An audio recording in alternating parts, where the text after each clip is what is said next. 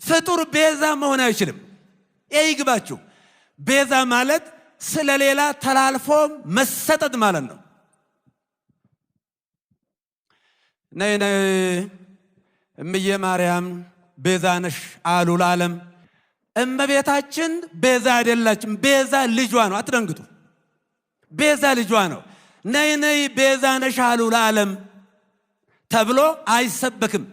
ነይ ነይ ቤዛ ነሽ አሉ ለዓለም ተብሎ አይሰበክም። በደንብ ነው እንጂ የምትባለው የኔ ጌታ፣ በደንብ ነው እንጂ የምትባለው። ሚካኤል ቤዛ መሆን አይችልም። ይችላል። ገብርኤል ቤዛ አልሆነም። አብርሃም ቤዛ አልሆነም። የትኛውን ፍጡር ቤዛ አልሆነም። ፍጡራን አብርሃም ቤዛ መባል ይችላሉ? ይችላል። ፍጡር ቤዛ መሆን አይችልም። ሁሉም ይችላሉ። ቅዱሳን ቤዛ ይሆናሉ። እመቤታችን ቤዛ አይደላችም። ቤዛ ልጇ ነው። አትደንግጡ። ድንግል ማርያም ቤዛዊት ዓለም ስንል ድንግል ማርያም ስጋዋን ቆርሳ ደሟን አፍስሳ ቀራንዮ ተሰቅላ አዳነችን የሚል አንድ ቀን የኦርቶዶክስ አስተማሪ አስተምሮ አያውቅም። ይሄን አልተጻፈም። ቤዛዊት ዓለም ግን ድንግል ማርያም ትባላለች? አትባልም። በደንብ ነው እንጂ የምትባለው የኔ ጌታ፣ በደንብ ነው እንጂ የምትባለው። ቤዛ ምንድን ነው? ቤዛ ማለት ስለሌላ ተላልፎ መሰጠት ማለት ነው። ቤዛ ስንል የተለያየ ትርጉም አለው። የሐዋርያት ሥራ ምዕራፍ 7 ላይ ስለ ሙሴ ሲናገር ቁጥር 35 ላይ እግዚአብሔር ግን ይላል ቅዱስ እስጢፋኖስ ምስጢሩን ይግለጽልን፣ እመቤታችን አትለየን። እግዚአብሔር ግን ሙሴን ምን አለ? ፈራጅና ቤዛ አድርጎ ሾመው አለ። ፈራጅና ቤዛ፣ ከቤዛ በላይ ፈራጅ ይበልጣል። ተመልከቱ፣ ስለ ቃል ከሆነ የምናወራው ፈራጅ ይበልጣል። ሙሴን ቤዛ ፈራጅ አድርጎ ሾሞታል። ስለዚህ ቤዛ የሚለው ትርጉም በምን አይነት መልክ እንደሚሄድ እንዴት እንደሚተረጎም እነዚህ ነገሮች ሁሉ ተመልከቱ። ሙሴን አድርጎታል። ዮሴፍን ለወንድሞቹ አድርጎታል። በእነ አብርሃም ዘር አሕዛብ ይባረካሉ ብሎ ቤዛ አድርጓቸዋል። ይህ ማለት ፈጣሪ ናቸው፣ ቀራንዮ ላይ ተሰቅለው ደማቸውን አፍስሰው ያድናሉ ማለት አይደለም ብለንም አናውቅ። ታዲያ እመቤታችን ከሰው ሁሉ ወገን ተለይታ ምክንያተ ድኅን ስትሆን ቤዛዊት ዓለም እንላታለን። እንደሷ ያለ እኮ ማንም ስለሌለ ነው ቤዛዊት ዓለም ደግሞ የምናትሷን በተለየ መልክ። አያችሁ፣ ስለኛ ፈንታ ንጹህ ሆና የቀረበች ቤዛችን መመኪያችን ድንግል ማርያም ናት እኮ። ለዚህ ነው ቤዛዊት ዓለም ላይ ስለኛ ቆሸሽን አደፍን፣ ንጽሕት ሆና ግን የተገኘ ዘር እሷ ናት። ቤዛ የሆነችው ለኛ እሷ ናት።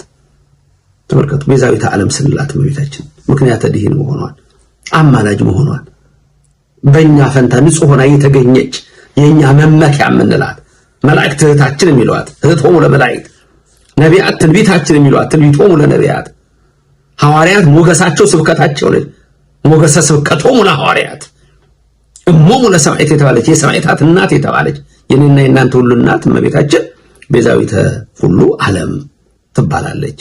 ስለዚህ ላጠቃለው ትምህርቴ ድንግል ማርያም ቤዛዊተ ዓለም ተብላ ትጠራለች ወይ?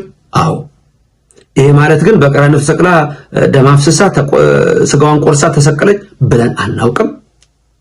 አትቀላምዱ፣ አትዋሹ ብለን አናውቅም።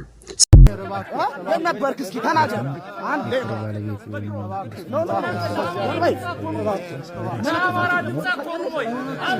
ማንን ነው እያካራጉት አይደል? ነበራችሁ ያስ ነበራችሁ ፖለቲካ ሰው አይደለም። አንዳንድ እንደዚህ እንደገና ትንካ እዚህ ሀገር ላይ መንካታት እዚህ ላይ እንደመጣ ገንዘብ ልሰበስብ ነው። ዶርበል ሰዎችን ስታከብር አንተ ተከብረህ ምን የፈጠረ መድኃኒዓለም ህዝቡ ሲጨፈጨፍ የት ነበር? የት ነበረ ህዝቡ ሲጨፈጨፍ? የት ነበረ ህዝቡ ሲጨፈጨፍ? ቤተ ክርስቲያን የምታለቀስ መቼ መጣ? ሻማ አብርተዋል?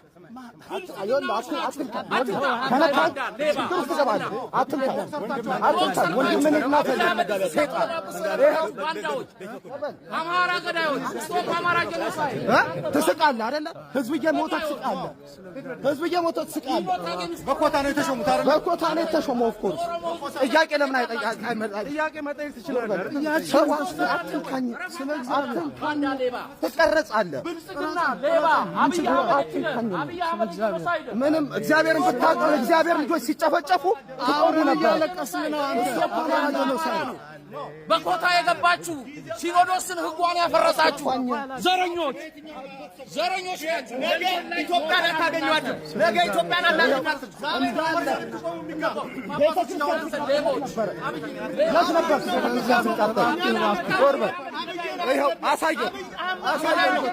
አማራ እየሞተ ነው ዛሬ።